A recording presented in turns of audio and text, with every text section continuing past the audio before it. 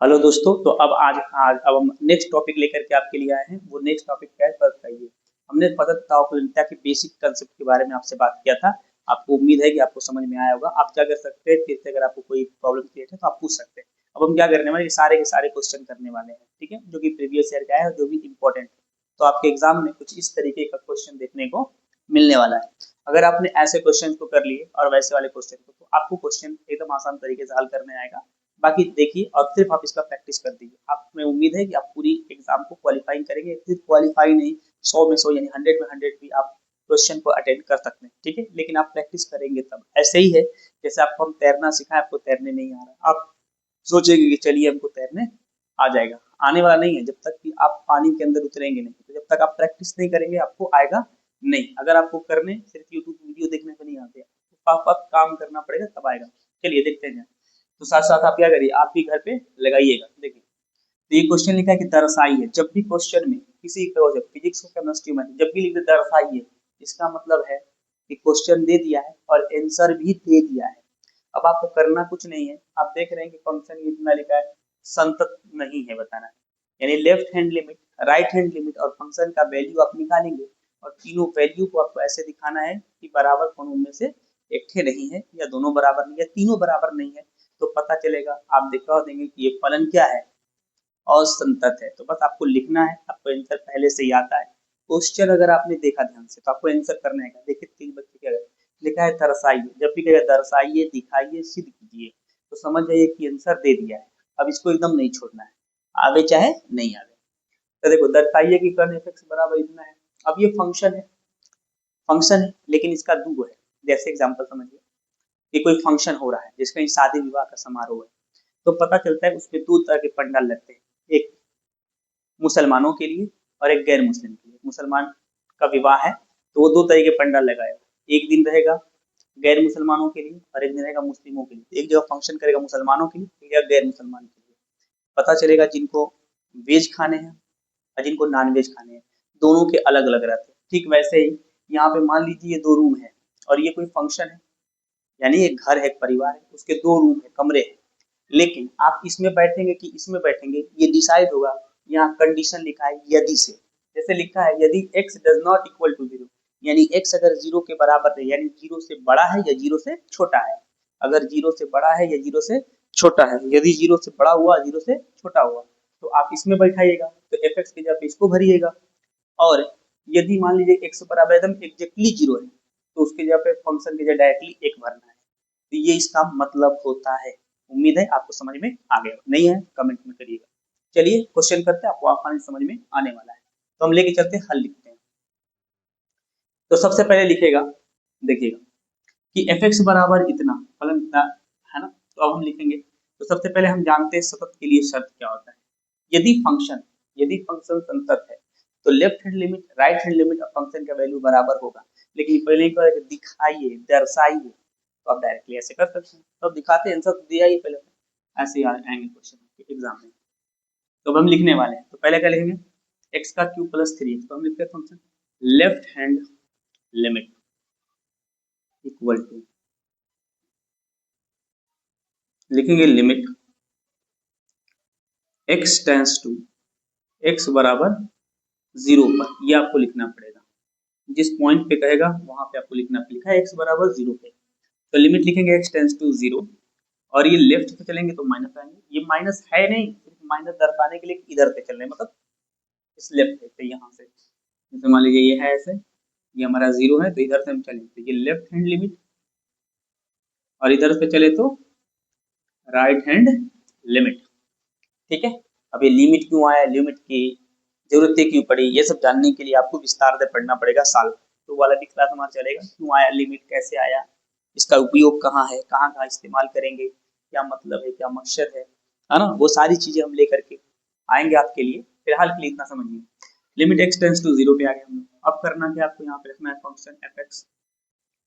अब एक्स के फॉर्म में लिखेंगे। अब हम इसी को हम ऐसे कन्वर्ट करते बराबर लिख करके लिखते जाते हैं, क्योंकि जगह नहीं है, थोड़ा सा दिक्कत होने वाला है। एफ एक्स बराबर, अब हम लिखेंगे फंक्शन। अब ये क्या है कि एकदम एग्जैक्टली 0 पे नहीं, अगर इस पे रहेगा तब ना इसका वैल्यू 1 आएगा। ये 0 से जस्ट पहले है। 0 पे जस्ट क्या है, पहले। तो मान लीजिए हम 0 पे है तो इधर से कौन आ गया, तो जस्ट हमने बगल ही में खड़ा होगा तो तनी सा हमसे क्या हो जाएगा, कम हो जाएगा। इधर से आएगा तो इंसान से ज्यादा हो जाएगा, है कि नहीं। तो ठीक है ऐसे। तो आप देख सकते हैं limit X tends to zero F X हो गया। चलिए, तो थोड़ा तो एक कम है, तो बताइए ये वाला घर रहेगा कि ये वाला। तो फंक्शन की जब ये भरे ये भरे, तो ये तो एकदम एग्जैक्टली एक्स बराबर जीरो पे रहेगा तब ना। और ये तो जीरो से बराबर नहीं, इसका मतलब X does not equal to zero, यानी एक्स का वैल्यू जो भरोगे, अब आपको ये समझ में आता कि ये एक्स क्या है। आप एक्स की जगह पे वैल्यू भर सकते हैं 1 2 3 4 5 6 7, या जीरो से बड़ा, 0.00001, 0.0000001, तो एक्स जीरो से ज्यादा है कि नहीं है, तो पता चलेगा ये राइट हैंड लिमिट। इधर रहेगा तो माइनस में लिखेंगे 0.00001, तो ये लेफ्ट हैंड लिमिट। समझ गए। तो एक्स बराबर जीरो को छोड़ करके ये जीरो का मान होता है। आप लिख सकते हैं 1 2 3 4 5 6 ऐसे नंबर आप जानते हैं, लेकिन हमने लिखा है तो हमको नहीं पता ना कि 1 लिखेगी 2 लिखेगी 3 लिखेगी 4 लिखेगी 5 लिखेगी 10 लिखे। इससे अच्छा है कि हम एक्स लिखते हैं। क्या लिखते हैं, एक्स। तो अलजेब्रा का इस्तेमाल करते हैं जब हमें ये नहीं पता हो कि इसको फिक्स करना है। तो देखिए limit X tends to zero F X लिख दिए।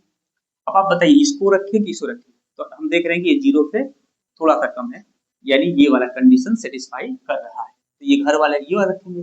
तो फंक्शन लिखेंगे लिमिट, हमने लिखा x टेंस टू जीरो ऐसे, और यहाँ पे लिख दिया x square plus 3x plus 3, ऐसे चल गया। अब अगर आप चाहते हैं कि हम इसको किस में कन्वर्ट कर दें, जैसे हम यहाँ पे आपको बताए थे कि अगर इससे जस्ट पहले लेंगे तो एक वैल्यू आता है h, तो इधर से आएगा तो माइनस है, इधर से आएगा तो प्लस h। सही है, तो घटाएंगे इसको जोड़ेंगे, तो हम क्या करने वाले हैं कि जीरो में जोड़ने वाले हैं। तो हम यहाँ पे लिख देते हैं कि x की जगह पे हम h भर देते हैं, तो लिखेंगे लिमिट, ऐसे आपको एग्जाम में लिखना रहेगा h के फॉर्म में। अब x से हमने किसके फॉर्म में लिखा, h के फॉर्म, तो जहाँ जहाँ x है वहाँ हमने h भर दिया, तो यहाँ पर भी भर देंगे, तो h का स्क्वायर प्लस 3h प्लस 3 ये हो जाएगा। अब आप क्या करो, फिर बराबर दो, आप ऐसे नीचे की तरफ लिखना, आप थोड़ा सा ऐसे लिखना पड़ रहा है ताकि वो चीज़ समझ में आएगा, ऐसे जगह नहीं है प्रॉब्लम से। तो यहाँ पे लिखेंगे लिमिट, अब h का वैल्यू यहाँ भर दो, इसमें ये h का अब लिमिट हटाते हैं, तो यहाँ लिखेंगे लिमिट हटाने पर, तो क्या आएगा भाई, लिमिट जब हटाएंगे इसको तो ये हमारा आएगा limit h tends to zero से हटा लेते हैं। अब जब हटाएंगे तो ये ऐसे आएगा, जहां जहां h के बराबर पे जीरो रहेगा, जौन से जगह पे h की जगह पे जीरो है, अगर 2 रहेगा 3 रहेगा जो भी रहेगा यहाँ पुट करना है जहां जहां h है। तो यहाँ भरिए, जीरो की जगह भरो, तो जीरो का स्क्वायर प्लस 3 गुणते जीरो प्लस 3, तो जब इसे करेंगे जीरो का वर्ग जीरो प्लस ये 3 का जीरो में गुणा होगा जीरो और प्लस 3 आ जाएगा, अर्थात ये आएगा 3। कितना आ गया 3। आपने देखा कि लेफ्ट हैंड लिमिट का वैल्यू कितना है 3, और ऐसे आप करके रख लेंगे। ठीक है, यहाँ तक लेफ्ट हैंड। अब आते हैं राइट हैंड लिमिट। अब यहाँ लिखेंगे हम right hand limit, right hand limit. जब आप लिखेंगे राइट हैंड लिमिट तो थोड़ा सा ऐसे साइज में लिखिएगा, थोड़ा सा इधर लिख दिए। अब आप क्या करते हैं, राइट हैंड लिमिट लिखेंगे limit x tends to zero, इस बार प्लस लिखेंगे क्योंकि हम राइट साइड से इधर से आ रहे हैं, और यहाँ लिखेंगे एफ एक्स। अब आप बताइए इसमें भी एफ एक्स का वैल्यू क्या लिखेंगे, तो लिखेंगे limit x tends to zero plus, और इसे आप लिखेंगे फंक्शन का वैल्यू, तो यही में लिखेंगे। देखिए x एग्जैक्टली x बराबर जीरो पे रहेगा तब ना, अभी तो ये तो जीरो से बड़ा रहा है या जीरो से छोटा है, तो ये जीरो से क्या है बड़ा है फंक्शन, फिर ये लिखाएगा तो x पे 3। अब आप इसको h के फॉर्म में बदलना चाहो, h के फॉर्म में बदलो, तो लिखेंगे limit s tends to zero, वो छोटा वाले लिए, तो उससे पहले तो जहां जहां x है वहां h भरो, तो h square plus 3h plus 3।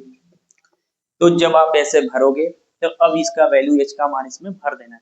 जब भरते जाए h का मान तो आएगा हमारा बराबर, ये भरे इसके अंदर, ये हो जाएगा हमारा h square 3h plus 3, h का मान यहाँ जीरो भरिए जीरो, ये आएगा 3 गुणित जीरो और प्लस 3, और ये स्क्वायर बराबर स्क्वायर तो जीरो प्लस इसका इसमें गुणा होगा जीरो प्लस 3, सबको जोड़ेंगे आएगा आपका मान 3। तो राइट हैंड लिमिट भी क्या आ गया आपका 3 आ गया। तो लेफ्ट हैंड लिमिट और राइट हैंड लिमिट दोनों क्या आ गया भाई 0 आ गया। अब हमको अगला निकालना है फंक्शन का वैल्यू। ठीक है, ये दोनों 3 आ गया। अब आते हैं फंक्शन का वैल्यू। थर्ड जो पॉइंट है हमारा वो है फंक्शन यानी एफ एक्स।